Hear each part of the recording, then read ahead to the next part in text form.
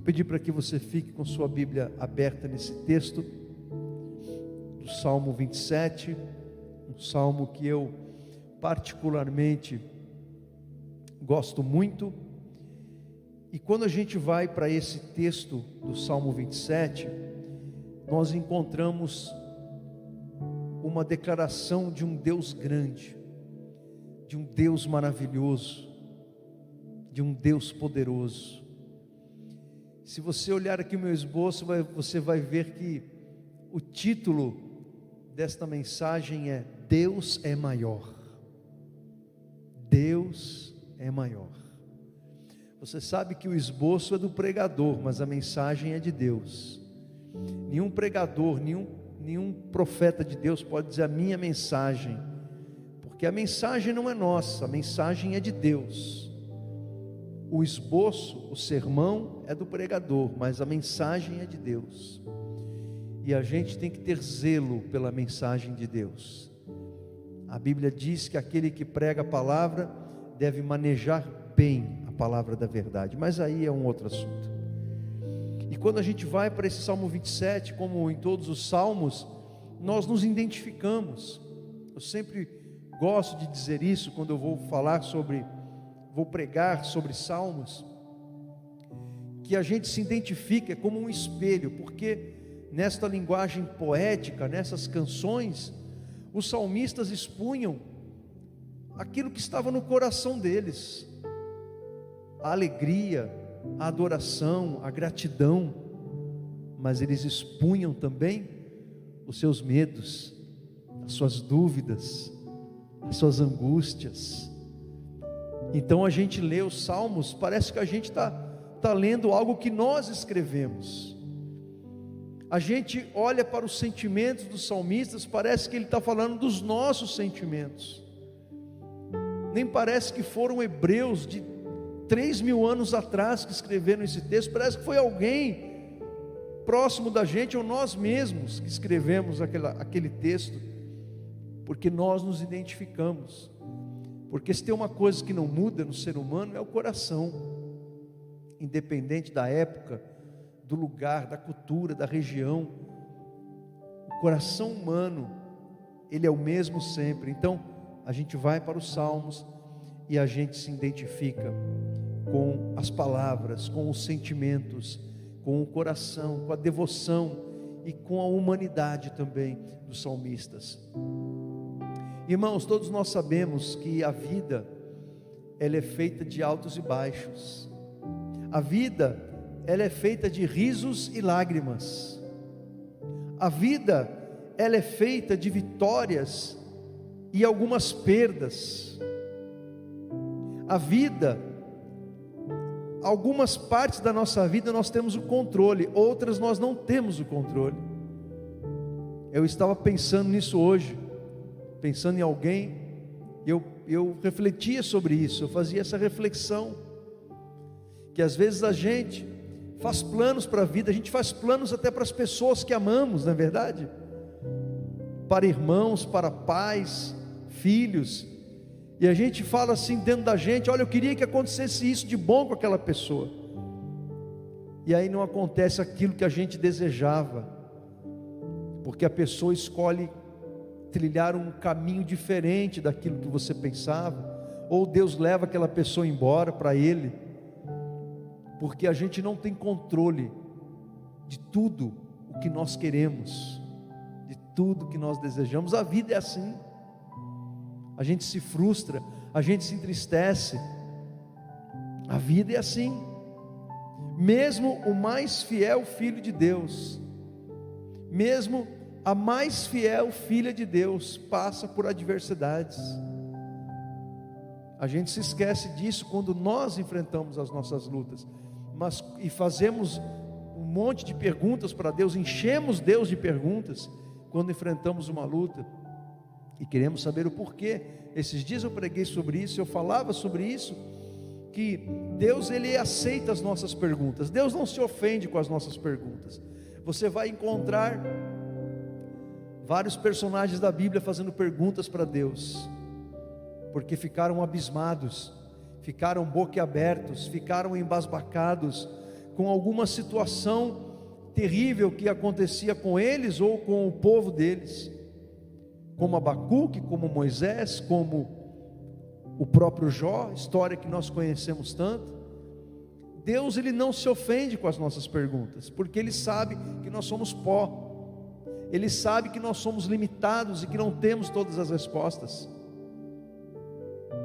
Então, quando enfrentamos uma adversidade, nós queremos respostas, e nos esquecemos, quando vamos para a Bíblia e encontramos os servos e as servas de Deus, os mais santos, os mais piedosos, que enfrentaram adversidades, enfrentaram lutas, muitas delas muito maiores do que aquelas que nós enfrentamos hoje na nossa vida. Mas são nesses momentos de adversidade que a nossa fé, ela é provada. Preguei sobre isso na quarta-feira passada, em 1 Pedro, capítulo 1, quando Pedro lhe diz e compara a nossa fé ao ouro, que é provado pelo fogo. E Pedro diz que quando a nossa fé, ela é provada, ela está passando por um processo, o processo da aprovação. A aprovação é um processo da fé, processo da aprovação, porque quando a gente passa por uma adversidade, com certeza a nossa fé está sendo provada, a nossa fé em Deus, a nossa fé nas suas promessas, a nossa fé nas promessas para o agora e para a eternidade, a nossa confiança em Deus, nas suas promessas, a nossa fé está sendo provada para ser aprovada. É o que Pedro diz na sua primeira carta, capítulo 1. Quando está tudo bem, a sensação é que temos, é que Deus é um Deus grande e poderoso, não é verdade?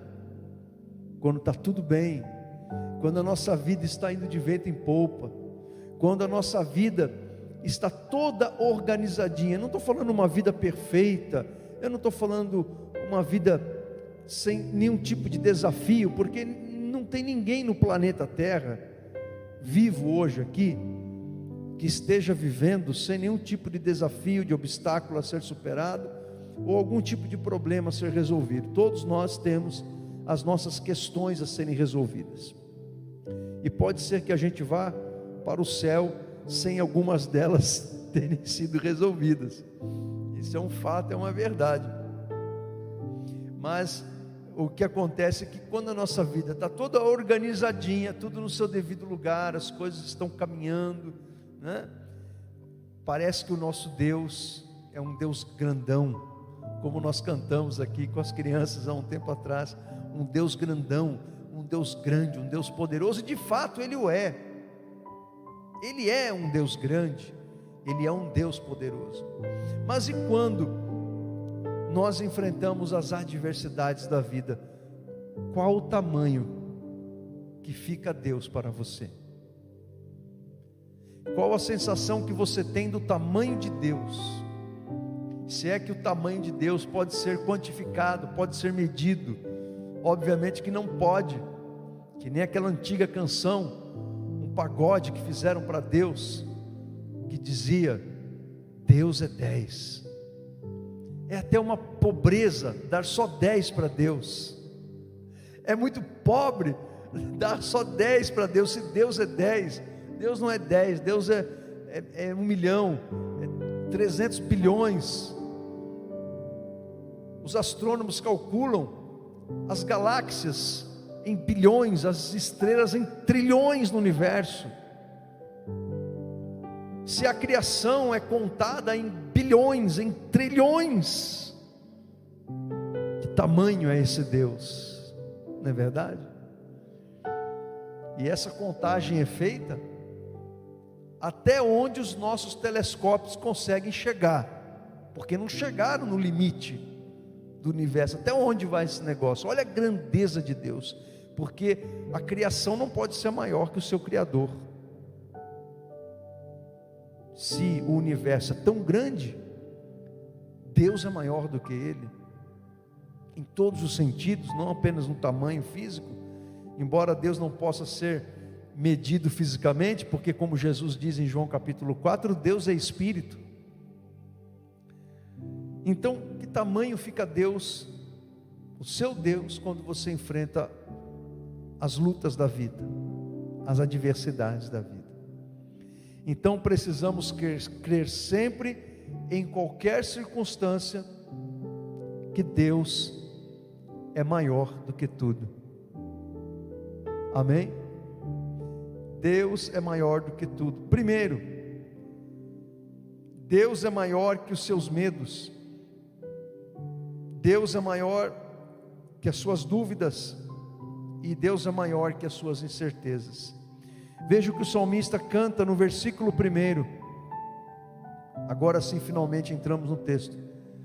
O Senhor Deus é a minha luz, a minha salvação. De quem terei medo? O Senhor me livra de todo perigo. Não ficarei com medo de ninguém. O seu Deus é maior que os seus medos. Ele é maior que as suas dúvidas. Ele é maior que as suas incertezas. O medo, a incerteza, a dúvida, o não saber, faz parte da nossa humanidade. Tudo isso faz parte da gente. Às vezes ficaremos com dúvida, às vezes ficaremos com medo, às vezes ficaremos com aquela incerteza no coração. Tudo bem, porque somos limitados. Só que o nosso Deus é maior do que tudo isso. Deus é maior do que os meus medos. Deus é maior do que as minhas incertezas. Deus é maior do que as minhas dúvidas, porque Ele é a resposta, porque nele reside tudo aquilo que precisamos. O Senhor Deus é a minha luz. O salmista está dizendo: quando eu não sei para onde ir, quando está tudo escuro diante de mim, quando estou sem direção, o Senhor é minha luz. Ele mostra o caminho na escuridão. Ele mostra o caminho em que devo andar. Quando o caminho diante de mim estiver turvo, Ele é a minha luz. Ele é a minha salvação. Ele nos salva dos perigos. Ele nos salva dos momentos terríveis da vida. Então ele pergunta: de quem terei medo? De quem terei medo? É muito interessante essa pergunta do salmista, e é uma pergunta retórica, e a pergunta retórica é aquela que já sugere uma resposta. E a resposta aqui é: não terei medo de ninguém. É o que ele diz no final do versículo 1. Ele não precisaria dar a resposta, porque é uma pergunta retórica, mas ele dá: não terei medo de ninguém. É muito interessante esta colocação do salmista, porque o medo ele é da nossa humanidade. Quando nos vemos diante de um perigo, sentimos medo. Aliás, o medo, nesse aspecto, ele é positivo, porque ele é protetivo. A nossa biologia, ela foi criada por Deus para que, ao sentirmos medo, a gente nos proteja. A gente busque uma maneira de se proteger, de correr, de lutar se for preciso. Mas ele está dizendo, e a gente pode parafrasear, ele está dizendo: olha, se eu tiver medo, esse medo, ele será dissipado pela segurança que eu tenho em Deus. Me encontrarei com o perigo, sentirei medo, mas o medo será dissipado, porque o meu Deus me protege. Como ele diz no versículo 1, no final do versículo 1, Ele me livra de todo perigo. Esse é o nosso Deus. Amém? Deus é maior também do que os seus inimigos. Deus é maior que os seus inimigos. Ele diz no versículo 2: quando malfeitores me sobrevêm para me destruir, meus opressores e inimigos, eles é que tropeçam e caem. Há pessoas que não gostam da gente, irmãos. É verdade ou não é? Há pessoas que não gostam da gente. Há pessoas que estão torcendo para a nossa derrota. Há pessoas que se fazem de amigos e são na verdade inimigos. Paulo fala dessas pessoas na sua carta lá, na sua segunda carta aos Coríntios, ele fala até dos falsos irmãos. Então nós podemos ter ao nosso lado, perto da gente ou longe da gente, pessoas que não gostam de nós. Então o que nós temos que fazer com eles? Nós temos que orar por eles. É o que Jesus manda fazer: orar pelos inimigos e entregá-los nas mãos do Senhor, e guardar o coração e não desejar que Deus faça o mal para eles, porque se este for o desejo do nosso coração, isso não vai agradar ao nosso Deus. Eu preguei aqui dias atrás sobre João e Tiago, acho que foi num domingo que eu preguei, e eu falava justamente sobre isso, que João e Tiago, quando estavam querendo entrar em Samaria com os apóstolos e com Jesus, os samaritanos não queriam dar hospedagem para Jesus, por causa daquela rivalidade histórica, étnica, racial, entre judeus e samaritanos. E o Tiago e João tiveram uma ideia sensacional: vamos orar para que Deus mande fogo e destrua os samaritanos desse lugar. E Jesus repreendeu os dois irmãos pescadores, agora apóstolos. Nós não podemos desejar o mal para os nossos inimigos. Você não precisa ser amigo do seu inimigo. Você não precisa confiar no seu inimigo. Você não precisa dormir com o seu inimigo. Você não precisa andar de mãos dadas com o seu inimigo. Mas você não pode desejar o mal para ele. Por isso que Jesus manda você orar, a gente orar, porque quando você ora, a primeira coisa que Deus começa a fazer é trabalhar com o teu coração. Não é no coração do inimigo, é no teu coração, para guardar o teu coração. Porque se a gente deixa a mágoa entrar no coração, aquilo vai nos envenenando, e a mágoa pode gerar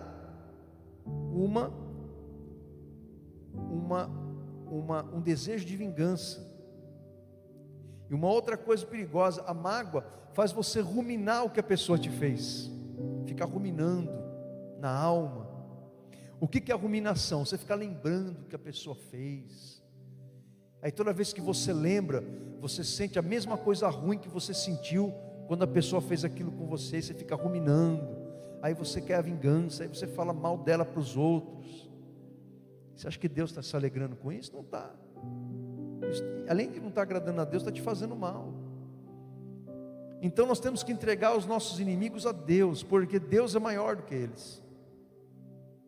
E Jesus nos dá a receita de como a gente deve lidar com eles. Deus é maior também Ele é maior do que as circunstâncias adversas ao seu redor. Estou me referindo aos seus problemas, às suas questões. Olha o que o salmista diz no versículo 3: ainda que um exército me cerque, não terei medo. Ainda que os meus inimigos me ataquem, continuarei confiando em Deus. Versículo 5: em tempos difíceis, Deus, me esconderá no seu abrigo, Ele me guardará no seu templo e me colocará em segurança no alto de uma rocha. Enfrentamento de problema, enfrentamento de crise nos desestrutura emocionalmente, desestrutura a nossa capacidade de pensar, de raciocínio, de planejamento. A gente não sabe muito bem o que fazer dependendo da situação que nos abate, ficamos confusos. Mas não podemos nos esquecer que em momentos como esses, não podemos nos esquecer que Deus é maior do que os nossos problemas. O salmista está falando de um exército. Ele está falando: ainda que uma coisa muito grande me aconteça, ainda que algo grandioso, ainda que um gigante se levante,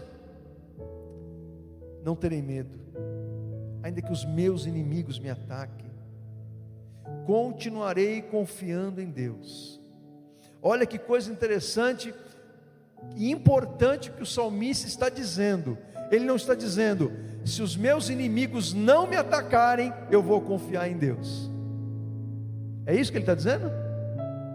Se os meus inimigos não me atacarem, eu vou continuar confiando em Deus. Não, não é isso que ele está dizendo.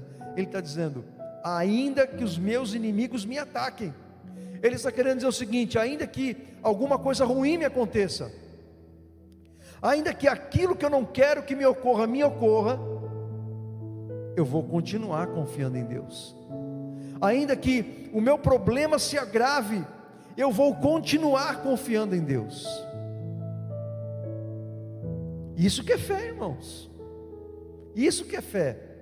Sabe qual é o problema dos crentes, irmãos, em relação à fé? A gente quer a fé como uma varinha de condão, ou como uma ferramenta espiritual para evitação de problema, para que o problema não ocorra, ou para que o problema vá embora.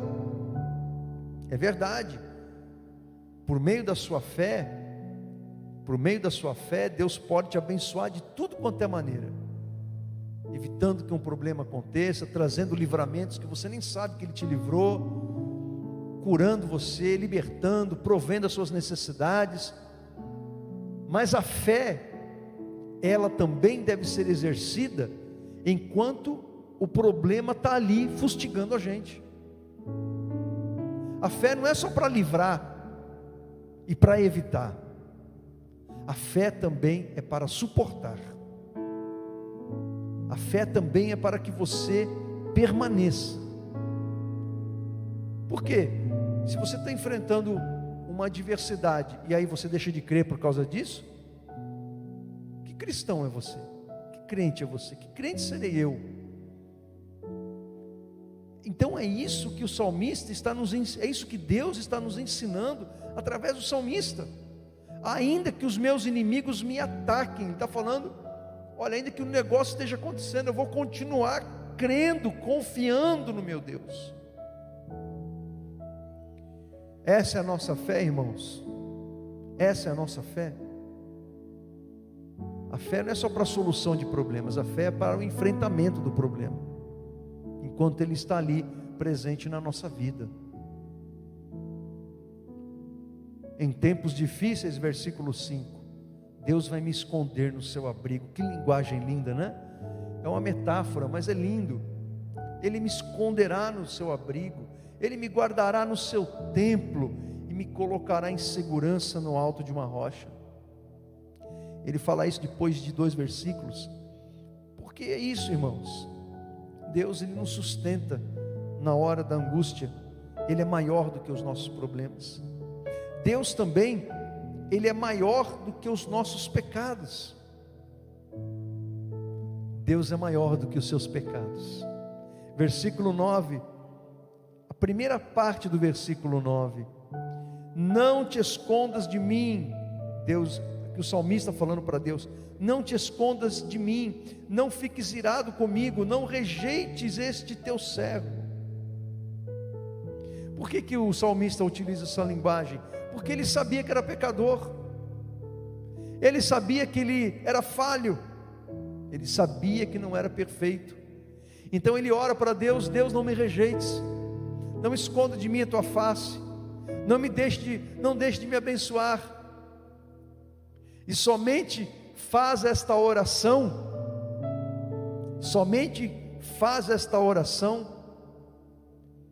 quem tem 2 virtudes aí. Primeiro, a consciência de que é pecador, tem a consciência de que não é perfeito, de que é necessitado da graça de Deus. E segunda virtude, essa pessoa, ela acredita, ela confia de que o seu Deus é um Deus perdoador, é um Deus cheio de graça, é um Deus que nos recebe por causa da sua graça, não é por causa do nosso merecimento, não é por causa dos nossos lindos olhos azuis, é por causa da graça dele. Então esse tipo de oração só faz quem entende essas coisas. Não escondas de mim a tua presença, não fiques irado comigo, não rejeites esse teu servo. Oração de quem tem consciência de que é pecador, necessitado da graça de Deus e que confia neste amor perdoador. ele está se humilhando na presença de Deus, porque ele sabe que Deus irá recebê-lo. Isso não é lindo?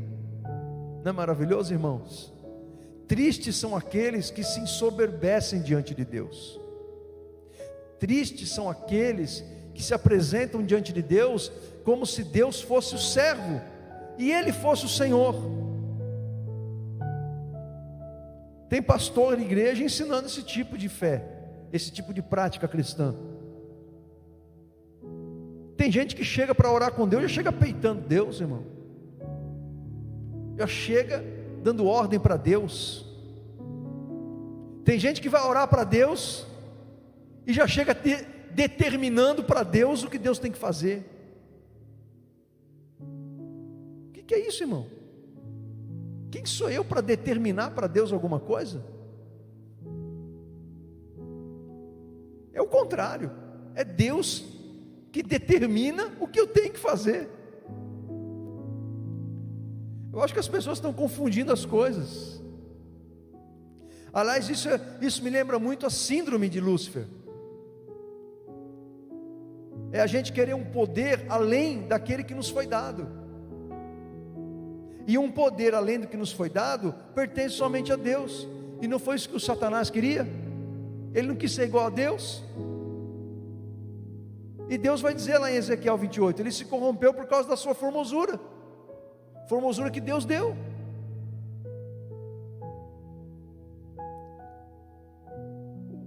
O cidadão já estava na bênção e quis além do que ele podia desejar.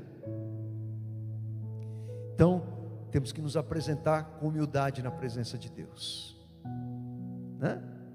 E triste é aquele que não consegue confiar no perdão de Deus. Gente, já pensou aquela pessoa que está vivendo um inferno na terra, porque ela acredita piamente que para ela não tem perdão, que para ela não tem salvação, que para ela não tem mais jeito. Há pessoas que creem em Deus e não conseguem acreditar no perdão divino. Por que vocês acham que Judas se matou? Judas se matou e ele morreu crente e foi para o inferno. Por quê? Porque ele não foi capaz de crer no perdão de Deus. E Pedro não traiu Judas também? E Pedro também não saiu para chorar amargamente depois que ele traiu Jesus? Mas Pedro, ele se arrependeu. Pedro, ele creu no poder perdoador e amoroso do nosso Deus. Você sabe que tem igrejas por aí que ensinam que certos pecados não têm perdão. O único pecado sem perdão é o pecado contra o Espírito Santo. Jesus fala isso no Novo Testamento. E do que se trata esse pecado? É você conscientemente saber que Deus está fazendo uma obra em determinado lugar, em determinada pessoa, e você atribuir aquela obra que Deus está fazendo a Satanás, conscientemente, sabendo que é Deus que está fazendo. É você atribuir uma obra do Espírito Santo ao Satanás. Esse é o pecado contra o Espírito Santo, é o pecado sem perdão, o único. E aí a pessoa faz parte de uma determinada comunidade de denominação cristã. É ensinado para ela que se ela cometer qualquer outro pecado que não seja esse, alguns pecados, para ela não tem perdão. E a pessoa de boa fé acredita tanto naquilo que é ensinado, que ela acredita que não tem mais perdão para ela. Já pensou isso, irmãos? Que coisa terrível. Que coisa terrível. Tudo por causa da ignorância. Ignorância de quem ensina, ignorância de quem recebe o ensino. Por isso que o ensino que você recebe, a pregação que você ouve, vai determinar a qualidade de vida espiritual que você vai ter com Deus. Isso é muito sério. Então o salmista, ele sabia que Deus era maior do que os pecados dele, por isso que ele podia fazer essa oração. É por isso que nós também podemos fazer esta oração, clamando a misericórdia de Deus, porque sabemos que temos que nos humilhar na presença de Deus, sim, porque Ele é maior do que nós. Ele é o Senhor, nós somos os servos, e fazemos isso porque sabemos que para nós tem perdão. A palavra de Deus diz através do apóstolo João: se cometemos pecado, e se confessarmos os nossos pecados, temos um advogado junto ao Pai, justo. Ele vai perdoar os nossos pecados, Ele vai nos purificar de toda injustiça, porque Ele é bom, Ele é misericordioso. Amém? E Deus é maior do que a sua solidão. Versículo 9 e 10, segunda parte do versículo 9, entrando no versículo 10. Ó Deus, meu libertador, Tu tens sido a minha ajuda. Não me deixes, não me abandones. Ainda que o meu pai e a minha mãe me abandonem, o Senhor cuidará de mim. Deus é maior que a sua solidão. Não tem momentos na vida que a gente se sente sozinho? Sim ou não? A gente está rodeado de pessoas, né? A gente está no culto, aquele monte de gente. A gente está na reunião daquele almoço de domingo em família. Agora vão proibir, né? Almoço na família, não pode.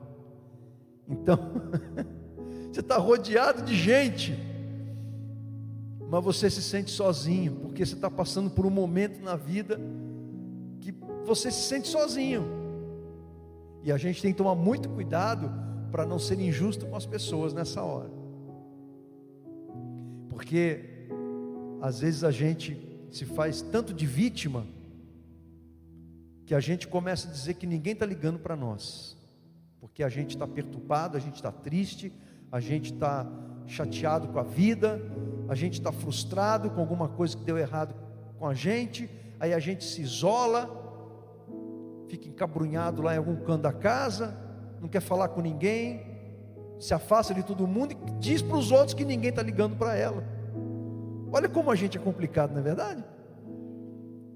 E acusa até Deus: ó, Deus não quer nem saber de mim. Você não está orando, você não está buscando, você não está lendo a palavra, você não conversa com ninguém, você se isola, e aí a gente se sente sozinho. E há momentos que de fato estamos sozinhos. Há momentos que só Deus entende o que estamos sentindo, o que estamos passando, e Ele sabe que Deus é maior do que a sua solidão. Ainda que meu pai e minha mãe, não existe amor maior do que pai e mãe, ainda que o meu pai e minha mãe me abandonem, o Senhor cuidará de mim. Isso não é lindo, irmãos? Deus é maior que os seus medos, Deus é maior que os seus inimigos, Deus é maior que os seus problemas, Deus é maior que os seus pecados, Deus é maior que a sua solidão. Quando você está sozinho, lá naquele cômodo da tua casa, que você costuma orar, você se põe de joelhos, você pega sempre aquela mesma cadeira, naquele sempre mesmo lugar, e ali você fala com Deus. Ninguém está te ouvindo, só o Senhor. Ele está ali com você, te amparando, te ajudando. Quando você está na rua, orando silenciosamente a Deus, às vezes orando alto, tem uns crentes malucos que oram em voz alta, e Deus não está nem aí para isso, Ele ouve do mesmo jeito. Problema de quem não gosta. E quando você está falando com Deus sozinho, sozinha, quando você faz aquela oração dentro do ônibus, dentro do trem, você fecha seus olhos e vai falando com Deus, Deus está ouvindo você, Ele está ali com você, Ele está ali com você, Ele nunca te abandona, até o nosso último suspiro nessa terra, e aí Ele nos acolherá nos seus braços. Amém? Eu quero deixar esta mensagem de Deus com você, com o seu coração. Amém? Vamos fechar os nossos olhos, vamos falar com Deus. O seu Deus é maior do que tudo. Sabe aquilo que está te angustiando? Aquilo que está te preocupando? Aquilo que está colocando um enorme ponto de interrogação na sua mente, no teu coração? Sabe aquilo que faz sua garganta entalar de angústia? Sabe aquilo que faz você chorar? Sabe aquilo que faz você perder o sono? O teu Deus é maior do que tudo isso.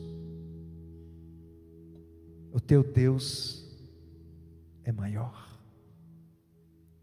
Ele é poderoso. Às vezes achamos que Deus está em silêncio, e Ele pode mesmo estar em silêncio. Mas mesmo quando Deus está em silêncio, nós não podemos deixar de crer que Ele está trabalhando em nosso favor. Eu quero convidar você agora a entregar para Deus aquilo que está te fazendo ficar preocupado, sofrendo, tirando a tua paz, o teu sono, atrapalhando os teus relacionamentos, aquilo que está impedindo um sonho teu, um projeto. O teu Deus é maior. Se você está sofrendo com algum sentimento de culpa, creia no perdão de Deus, creia no perdão do Senhor para você, e se perdoe. Tenha a capacidade de se perdoar. O auto perdão do crente está baseado no perdão que Deus nos concedeu em Cristo. Podemos nos perdoar, podemos nos absolver, porque Deus nos absolveu em Cristo, porque Ele nos perdoou em Cristo. Irmão, larga esse fardo, ele é muito pesado para você. Entrega para Jesus esse fardo, entrega para Jesus. É muito pesado para você isso aí. Ele tem perdão, Ele tem restauração, Ele tem vida para você, vida abundante para você. Fique em pé, vamos adorar ao Senhor.